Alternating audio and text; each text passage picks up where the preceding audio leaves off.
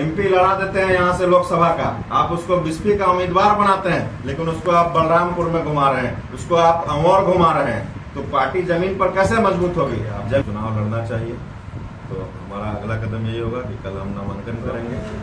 आप सब लोगों का हम शुक्रिया अदा करते हैं और जितने भी लोग देख रहे हैं उन सब लोगों को मेरा सलाम, मेरा आदाब है।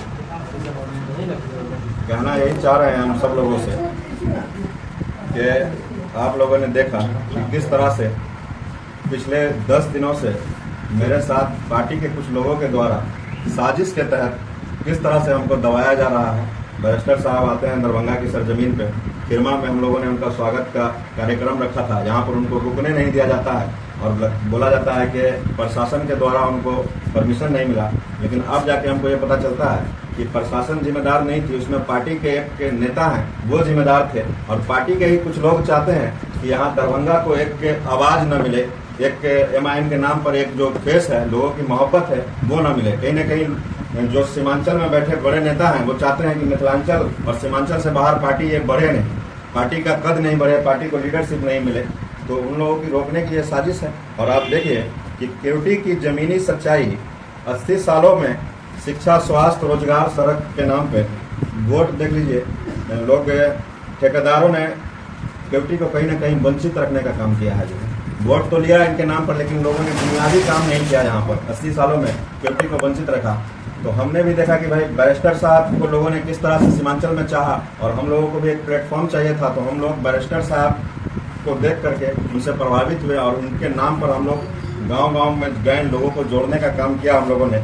और लोगों की बेपनाह मोहब्बत जब हम लोग को मिलने लगी, लोग चाहने लगे।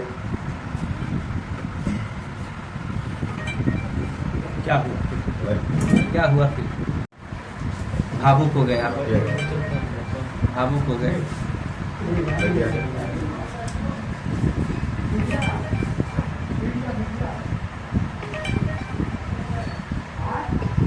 बताइए क्यों भावुक हो रहे हैं, बताइए।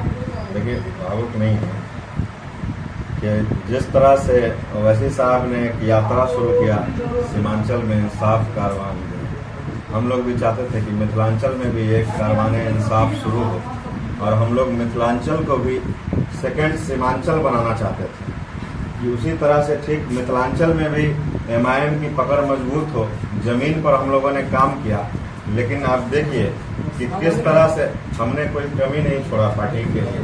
हम लोगों ने लगातार दिन रात एक कर दिया, क्षेत्र में लोगों से मिलते रहे, काम करते रहे, लोगों को दावत देते रहे और लोगों ने चाहा भी यहाँ पूरी तौर पे जो है लोगों ने बढ़ चढ़ करके MIM को सराहा, कबूल किया। लेकिन आप देखिए कि बीते 10 दिनों में एक आदमी डायरेक्ट उसको MIM का बढ़ता कद को देख के यहाँ छोटा करने की कोशिश की गई। राजद से एक आदमी को डायरेक्ट लाया जाता है और पार्टी में रातों रात शामिल कराया जाता है और 8 दिनों में उसका टिकट फाइनल कराया जाता है। जबकि हमारे अख्तरुल ईमान साहब, आदिल हसन साहब चीख कर ये बात बोलते हैं कि 5000 जिसका मेंबर नहीं रहेगा मेंबरशिप, उसको हम टिकट नहीं देंगे। पटना में कुछ लोगों ने, पत्रकार भाई ने हमारे अख्तरुल ईमान साहब से सवाल किया कि नए लोगों को आप कैसे देख रहे हैं पार्टी में, तो उन्होंने कहा कि नहीं, नए लोगों पर हम भरोसा नहीं कर सकते हैं, उनको ये इमामत नहीं सौंप सकते हैं हम, है ना। लेकिन आज देखिए कि सीमांचल में बैठ करके हमारे अख्तरुल ईमान साहब ने, प्रदेश अध्यक्ष साहब ने क्या किया। क्या हुआ? धोखा किसने किया आपके साथ? देखिए कहाँ हुई गलती, आपसे या पार्टी से? बात मेरी नहीं है सर से, बात पूरे बिहार की है। पूरे बिहार के लोगों ने जिस तरह से MIM पर अपना विश्वास जताया, जितने भी कायद हैं पार्टी के बिहार के, सबको अपना माना। और आज आप देख लीजिए कि किस तरह से पटना को छोड़ के सीमांचल की सरजमीन पर जाकर के लोगों ने डेरा डंडा डालने का काम किया। हफ्तों 10 दिन से सारे बिहार के लोग पार्टी के प्रदेश कार्यालय किशनगंज में लोग बाहर खड़े हैं, लेकिन हमारे प्रदेश के अध्यक्ष जनाब अख्तरुल ईमान साहब को अमौर विधानसभा में से फुर्सत नहीं मिल रहा है उनको सभा करने से। हमारे प्रदेश के जो हमारे युवा अध्यक्ष हैं जनाब आदिल हसन साहब, उनको बलरामपुर से फुर्सत नहीं मिल रहा है। तो जब आपको फुर्सत नहीं मिल रहा है अमौर और बलरामपुर से, तो आपको पूरे बिहार के लोगों को किशनगंज नहीं बुलाना चाहिए था, उनको आश्वासन नहीं देना चाहिए था, एक एक विधानसभा से 4-4, 5-5 लोगों की तैयारी नहीं करानी चाहिए थी। आप कह देते कि भाई आप लोग तैयारी नहीं कीजिए, आप लोग अपने क्षेत्र में ही रहिए, हमको जिसको देना होगा हम दे देंगे। पैराशूट से जो लैंडिंग करेगा 2 दिन पहले उसको हम टिकट दे देंगे। हमको कोई आपत्ति नहीं है। हमको दिक्कत ये है कि आज आरजेडी से जो आदमी इस पार्टी में शामिल हुआ है, उसकी क्या गारंटी है कि वो आदमी प्लांटेड नहीं होगा, उसको प्लांट नहीं किया होगा आरजेडी वालों ने, कांग्रेस वालों ने। उसकी क्या गारंटी है कि इलेक्शन से 2 दिन पहले यह आदमी जो है सरेंडर नहीं कर दे, ये आदमी बैठ नहीं जाए। पार्टी के पुराने लोग थे, मेरे सामने सफदर भाई बैठे हुए हैं, पार्टी के पुराने जो है 10 साल पहले जो मिथिलांचल में पार्टी को लाने वाले हैं शफकत रिजवान साहब हैं, आप उनको टिकट दे दीजिए केवटी विधानसभा का, मैं उसको खुशी खुशी कबूल कर लूंगा। और जो कुछ मैं अपने लिए कर रहा हूँ, मैं आपसे वादा करता हूँ, और ये रिकॉर्ड हो रहा है कि मैं उनके लिए भी यही काम करने का प्रयास करूंगा। लेकिन आप कल जिसको लाए हैं, वो बैरिस्टर साहब के पैगाम को वो लोगों तक पहुंचाने का काम नहीं करेगा, तो हम उसको मानने के लिए कतई हरगिज तैयार। क्या लगता है बैरिस्टर साहब की भी इसमें हामी होगी? देखिए, हम जानते हैं कि बैरिस्टर साहब के हमारे बिहार की बहुत सारी बात की खबर नहीं है।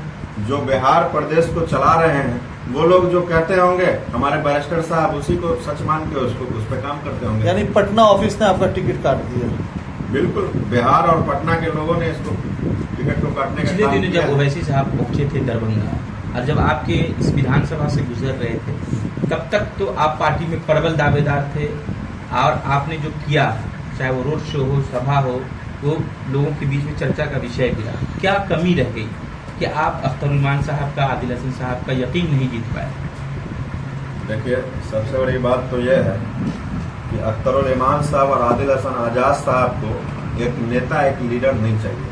उनको गुलाम चाहिए पार्टी का, जो उनकी दरबारी करे, जो उनका घर का काम करे, समझ गए, और रात दिन उनके पीछे घूमे, अपने क्षेत्र को छोड़ के अमौर और आप बलरामपुर जाकर के घूमते रहिए। उनको वैसे लोग चाहिए। उनको वकार सिद्दीकी के जैसे लोग चाहिए, जिसको आप एमपी लड़ा देते हैं यहाँ से लोकसभा का, आप उसको बिस्फी का उम्मीदवार बनाते हैं, लेकिन उसको आप बलरामपुर में घुमा रहे हैं, उसको आप अमौर घुमा रहे हैं। तो पार्टी जमीन पर कैसे मजबूत होगी? जमीन पर मजबूत किया हमने पार्टी को, लेकिन हमको क्या मिल रहा है, ये सारे लोग देख रहे हैं। अच्छा, आपने हल्फ लिया है, वो हल्फ जो खुदा की कसम खिला करके, और आप फिर पार्टी के खिलाफ बोल रहे हैं? देखिए, पार्टी के खिलाफ हमने तो पहले ही कहा है कि हम पार्टी से, हम मेंबरशिप लिए हुए थे, हम पार्टी के किसी पद पे नहीं थे, उस मेंबरशिप से हम इस्तीफा दे देते हैं, और हम बरी हैं, हम एक आम नागरिक की हैसियत से बात बोल रहे हैं।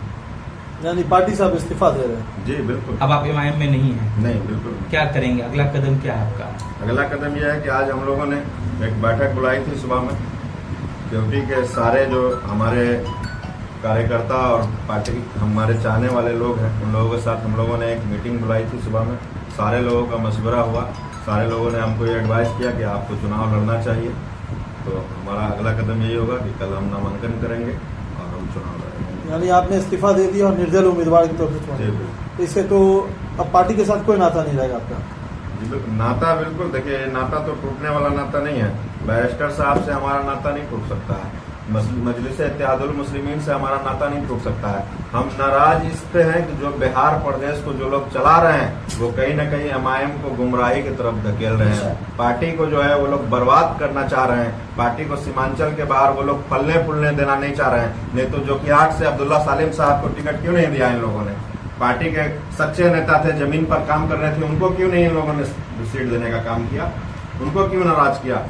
मुन्ना मंसूरी जी हैं बाजपट्टी विधानसभा से, आज पिछले कई महीनों से वो मेहनत कर रहे थे पार्टी में, उनको क्यों नहीं सीट दिया जाता है? क्या लगता है गठबंधन में जो होता था, इंडिया महागठबंधन, उस वही अब आपके भी पार्टी में शुरू हो गई है? देखिए, हम ये तो नहीं जानते हैं, लेकिन ये जो कुछ भी हो रहा है वो कहीं से अच्छा नहीं है। अच्छा, ये जो सारी चीज